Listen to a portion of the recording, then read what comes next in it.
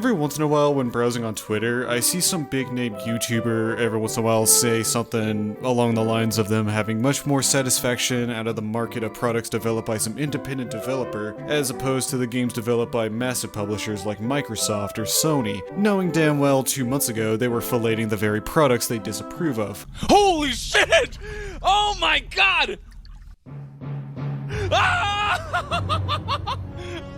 Yo!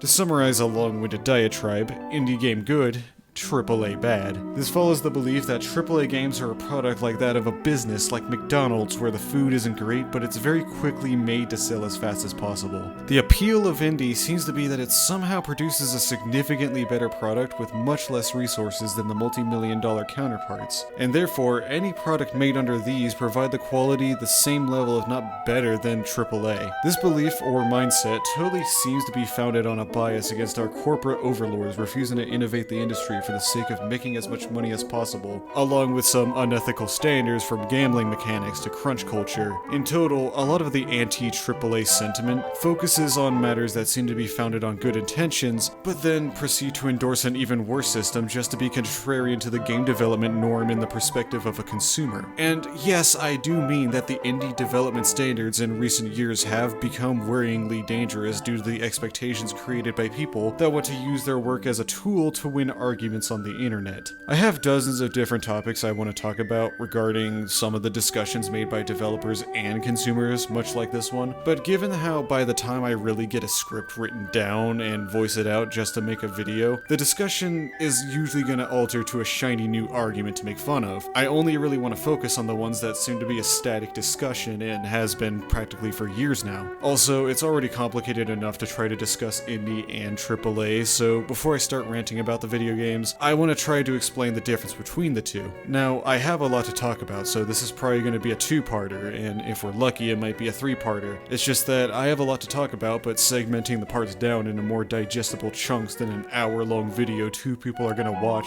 feels probably like the better idea in the long run. What I want to accomplish for this video in particular is to attempt to dismantle the idea that AAA and indie markets are comparable, and explore some possible reasons why this debate even started in the first place.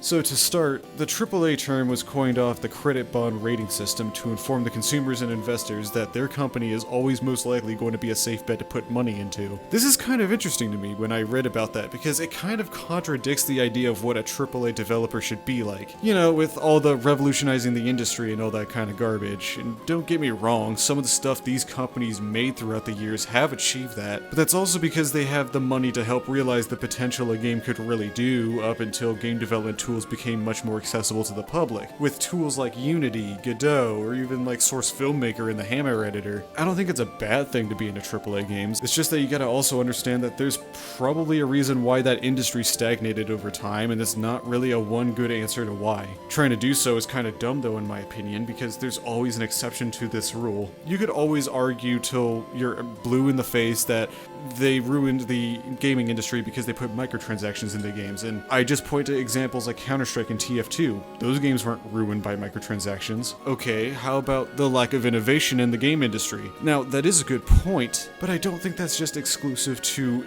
just the AAA market. These kinds of things were meant to elongate a game. They're made to manipulate you into thinking you're achieving something more than you're actually achieving. What? Huh? What? What? An element in a game wasn't made solely for me to have fun?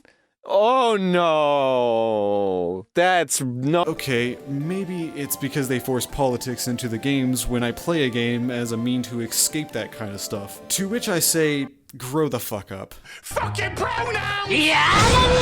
Fucking gender ambiguity!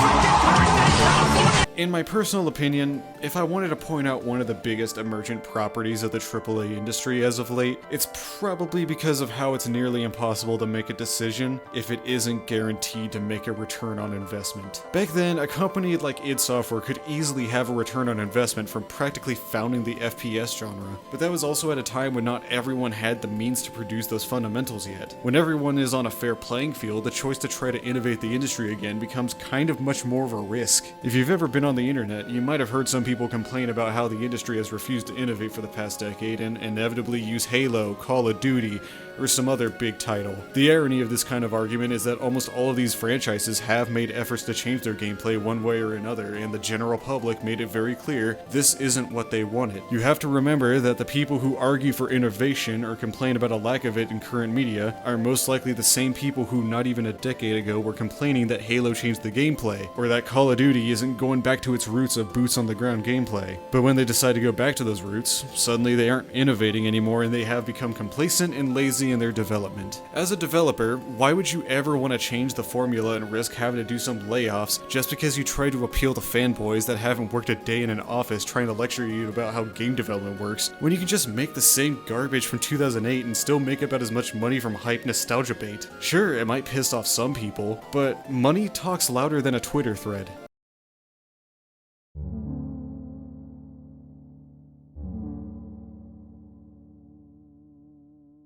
So anyway, what does this mean for an indie title? Well, it's still kind of complicated. The scale of an indie developer is indefinite. With all the flair pulled away from the title, this status just means that you aren't backed by a massive publisher. So if there's relatively no difference, why is it that so many people treat them as different? Personally, the difference seems to be in the appeal of their target audience for the most part. When you buy a AAA game, those games are typically meant to appeal to the general audience. If you have millions of dollars on the line for your game, you don't get as much liberty to change the industry every year. And sure, some companies have taken that risk anyway and found massive success. However, the cost of failure could prove catastrophic to a developer that just wanted to be experimental. Indie games can kinda get away with that failure since there really isn't a higher demand for it, and if a game's bad, you just stop playing it and move on. When a AAA game fails though, the audience will make sure you are never gonna forget about it. That leaves the indie market in a special state where they can pretty much create their own cult following as opposed to just appealing to a crowd of people that will probably more or less just buy your game anyway due to the brand loyalty. I think I also want to emphasize that while the terms these companies identify themselves have practically no difference, that doesn't mean that they share the same market. I want to pause the video for a second to elaborate that this isn't a really fair statement since the market is a global environment, which would be a step higher than target market, which doesn't make sense, so I think a more fair statement is that they aren't direct competitors.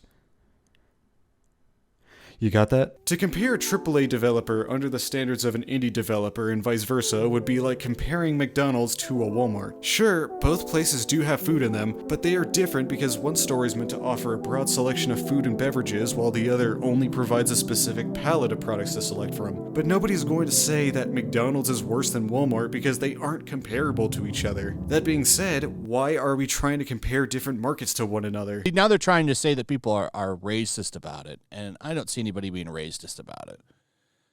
Seems fine. Oh, this is nice. Look at that. The sentiment that indie is better than AAA is inherently a blank argument to be made since there was never an intention of both markets to compete with one another, and to attempt such a thing is such a non-argument that you'd just be wasting your time. But people decide to do that anyway. So, in an attempt to try to figure out this conundrum, I did some research and found a couple of interesting things to note that only really became emergent around the time this very topic started growing around at game discussions. Around 2018, Matthew Handrahan of GamesIndustry.biz brought up the term III, which is used to describe a group of indie developers that produce works in the same expectations and standards of a AAA game, but with the freedom to take risks that make it a rare hybrid that blurs the difference of both markets. What we see here is not two markets that are appealing to its respective target audience, but a domain of the indie market that works in direct competition with the AAA market that appeals to the general audience and stands out from the crowd at the same time. This right here is why I kind of feel like the argument of indie versus AAA started building some traction. And honestly, it just so happens that I didn't really see anyone bring up this kind of argument until late 2019 or sometime around that. Could it really be that a lot of the sentiment people have about the market is because of a marketing strategy? Who knows? But with that said, I can kind of see some of the problems with this blurring of the markets, which I'm pretty sure you might have noticed as well without even realizing it. In the next part, we're going to talk about those issues and see if they are just a wild exception or a grim observation of what the future of the indie market holds. All right. Return my wig, it's not for this lab. That is not how that goes.